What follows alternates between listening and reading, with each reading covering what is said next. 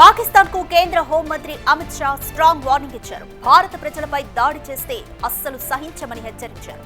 పాకిస్తాన్ కి తగిన బుద్ధి చెబుతామని ట్వీట్ చేశారు. పహల్గాం ఉగ్రదాడికి ప్రతీకారంగా భారత బలగాలు ఆపరేషన్ సింధూర్ ని చేపట్టాయని వెల్లడించారు. ఆర్మీ బలగాలను చూసి గర్విస్తున్నానని అమిత్ షా పోస్ట్ చేశారు.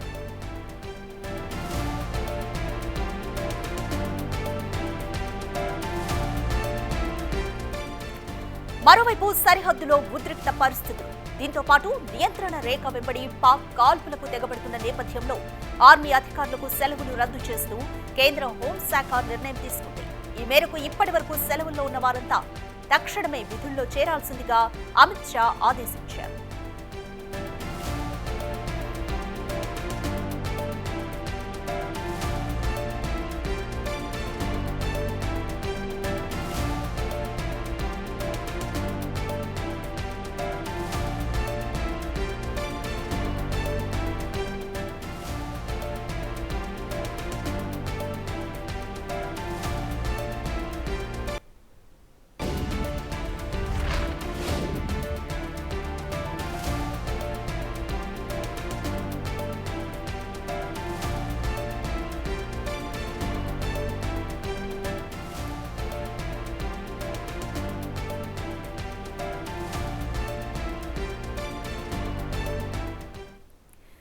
మోర్ డీటెయిల్స్ మా ప్రతినిధి శివ అందిస్తారు.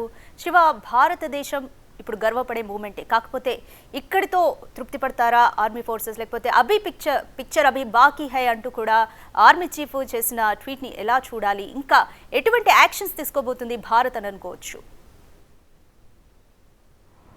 రైట్, మీరు అన్నట్లుగా కేవలం ఇది శాంపుల్ మాత్రమే. ఇంకా ఫర్దర్గా అభి పిక్చర్ బాకీ అంటూ మాజీ ఆర్మీ చీఫ్ మనోజ్ నర్వానే ఒక ట్వీట్ చేశారు. దీన్ని బట్టి ఇంకా దాడులు అనేవి మరింత తీవ్రంగా ఉండే అవకాశం ఉందంటూ కూడా అందరూ భావిస్తున్నారు. దానికి సంబంధించి పాకిస్తాన్ కూడా ఎంతో ఆందోళన వ్యక్తం చేసిన పరిస్థితి కనిపిస్తుంది. అంటే ఇప్పటికే స్థావరాలపైన, ఉగ్రవాద స్థావరాలపై దాడి చేశారు. దీనిలో చాలా మంది చనిపోయారు, అనేక మంది గాయాల పాలయ్యారు, అందరూ కూడా ఆసుపత్రి పాలైన పరిస్థితి కనిపిస్తుంది. కానీ మళ్ళా ఇప్పుడు అభి పిక్చర్ బాకీ అంటూ మాజీ army chief Manoj Naravane tweet చేయడం కూడా కొంత పాకిస్తాన్లో గుబులు రేకెత్తిస్తోంది. నిన్న కూడా ఈ అటాక్ ముందు 1:05 అటాక్ ప్రారంభం కావడానికి ముందు ఇండియన్ ఆర్మీ నుంచి కూడా ఒక పోస్ట్ రిలీజ్ చేశారు. యుద్ధానికి సంబంధించింది, యుద్ధ ట్యాంకర్లు కానీ, వారు ప్రయోగిస్తున్న మిసైల్స్ సంబంధించి కానీ ట్వీట్ చేసిన తర్వాత, ఒక వీడియో పోస్ట్ చేసిన తర్వాత ఉగ్రవాద స్థావరాలపై దాడి చేశారు. దాదాపు 20కి పైగా ఉగ్రవాద స్థావరాలు ఉన్నాయి. దానిలో కేవలం 9 స్థావరాలను మాత్రమే రాత్రి 1:05 ఆపరేషన్ సింధూర్ ప్రారంభించి 30 నిమిషాల్లో 1:30 కల్లా, అంటే దాదాపు 22 నుంచి 25 నిమిషాల్లోపే ఆపరేషన్ కంప్లీట్ చేశారు. అంటే మొత్తం 20కి పైగా, దాదాపు 21, 24 మధ్యలో ఈ ఉగ్రవాద స్థావరాలు ఉన్నాయి. దాంట్లో కేవలం 9 స్థావరాలనే ఇప్పుడు అటాక్ చేశారు. ఇంకా మరికొన్ని స్థావరాలను అటాక్ చేసేందుకు కూడా సిద్ధమైంది భారత త్రివిధ దళాలు. ముగ్గురు కూడా సంయుక్తంగా ఈ ఆపరేషన్ను ఆపరేట్ చేస్తూ ఉన్నాయి. దానిలో భాగంగా మళ్ళా అటాకులు ఉండే అవకాశం అయితే ప్రధానంగా కనిపిస్తోంది.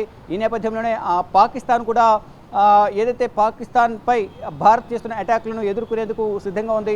ఈ నేపథ్యంలో ఈ సమావేశం ఏదైతే ఈ అటాక్ జరిగిన తర్వాత తొలిసారి ప్రధాని నరేంద్ర మోడీ నివాసంలో సెంట్రల్ క్యాబినెట్ సెక్యూరిటీ సమావేశం అనేది జరిగింది. దీంట్లో అందరినీ కూడా ప్రధాని నరేంద్ర మోడీ, హోంమంత్రి, అలాగే రక్షణ మంత్రి అందరినీ అభినందించారు, ఇటు త్రివిధ దళాలను.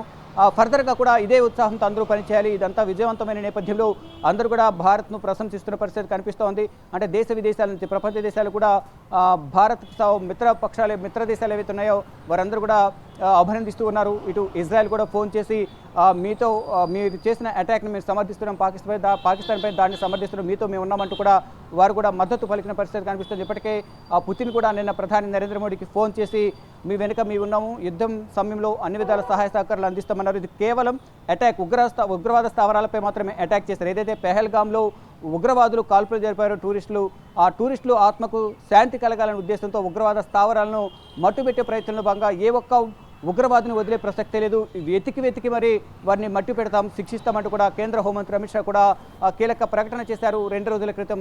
దానికి అనుగుణంగానే ఉగ్రవాద స్థావరాలపైన, ఉగ్రవాద స్థావరాలకు ఆశ్రయం ఇచ్చిన ప్రాంతాన్ని కూడా తుడిసి పారేస్తామంటూ కూడా ప్రధాని గతంలో కొంత ఆగ్రహం వ్యక్తం చేస్తూ కూడా కీలక ఆదేశాలు కానీ ఒక ప్రకటన కూడా చేశారని ప్రధానంగా చెప్పుకోవాలి. దానికి అనుగుణంగానే ఇప్పుడు ఈ అటాక్ జరిగింది. ఈ అటాక్లో 9 ఉగ్రవాద స్థావరాలను మట్టుబెట్టారు. దాంట్లో జైషే మహమ్మద్ సంబంధించిన ఉగ్రవాద సంస్థ చీఫ్కి సంబంధించి వారి చెల్లెలు, వారి బావమర్ది, వారి కుటుంబ సభ్యులు, మరోవైపు ఉగ్రవాద కార్యకలాపాలకు సహకరించిన మరో నలుగురు, మొత్తం 15 మంది ఈ స్థావరం పైన దాడి జరిగిన నేపథ్యంలో చనిపోయినట్టు కూడా తెలుస్తోంది. మొత్తంగా చూసుకుంటే ఈ అటాక్ తర్వాత పాకిస్తాన్ ప్రతీకార దాడి చేయాలనే ప్రతీకార చర్య కోసం ఎంతో ఉత్కంఠగా ఎదురు చూస్తోంది. అంటే ఏ విధంగా ఎట్టి పరిస్థితులను దాడి చేయాలి, ప్రతీకారం తీర్చుకోవాలనే యోచనలో ఉంది. ఈ నేపథ్యంలోనే ఏదైతే బోర్డర్లో ఎవరైతే భారత్ సంబంధించిన ఆర్మీకి సంబంధించి కానీ, నేవీకి సంబంధించి కానీ, ఎయిర్ ఫోర్స్కి సంబంధించి మరోవైపు అందరూ కూడా ప్రతి ఒక్కరు కూడా సెలవులు రద్దు చేస్తూ అందరూ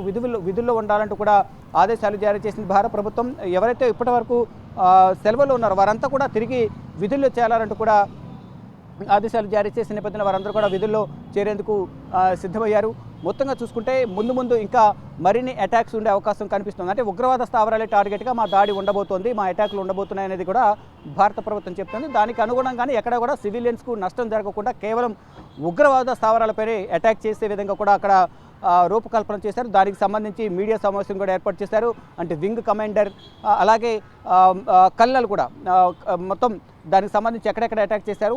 ఆ పక్కన సివిలియన్స్ హౌజెస్ ఉన్నా కానీ కేవలం ఉగ్రవాద స్థావరాలపై మాత్రమే దాడి చేశారు. దానికి సంబంధించిన ఫొటోస్ కానీ విజువల్స్ కూడా రిలీజ్ చేశారు. కానీ ఇటు సింపతి గెయిన్ చేసుకునే పనిలో పాకిస్తాన్ నిమగ్నమైంది. స్థానికులు ఎవరైతే సాధారణ ప్రజలపై కూడా భారత ఆర్మీ దాడి చేసింది అనేది కూడా సింపతి గెయిన్ చేసుకునే పనిలో అయితే ప్రధానంగా ఉంది. కానీ మాకు ఎక్కువ ప్రాణ నష్టం జరగలేదు అనేది కూడా మళ్ళీ సమర్థించుకునే పనిలో కూడా ఉన్నట్టు తెలుస్తుంది. మొత్తంగా చూసుకుంటే ఏదైతే ఈ అటాక్ తర్వాత మరిన్ని ఉగ్రవాద స్థావరాలపై భారత ప్రభుత్వం అటాక్ చేసేందుకు సిద్ధంగా ఉంది.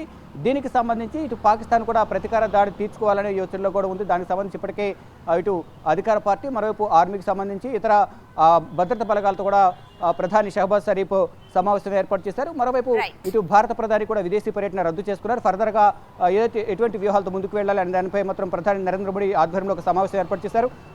ఈ సమావేశంలో అందరి సెక్యూరిటీలో ఏదైతే బలగాలు ఎవరైతే ఉన్నారో వారికి సంబంధించి అన్ని సెలవులను కూడా రద్దు చేశారు. ఇక ఫర్దర్గా 21 స్థావరాలు ఉంటే దాంట్లో దాదాపు 9 స్థావరాలపై అటాక్ చేశారు. ఇంకా మరిన్ని స్థావరాలు ఏవైతే ఉన్నాయో వాటిపై మరిన్ని దాడులు ఉండే అవకాశం అయితే ప్రధానంగా కనిపిస్తూ ఉంది. Thanks for the update Shiva.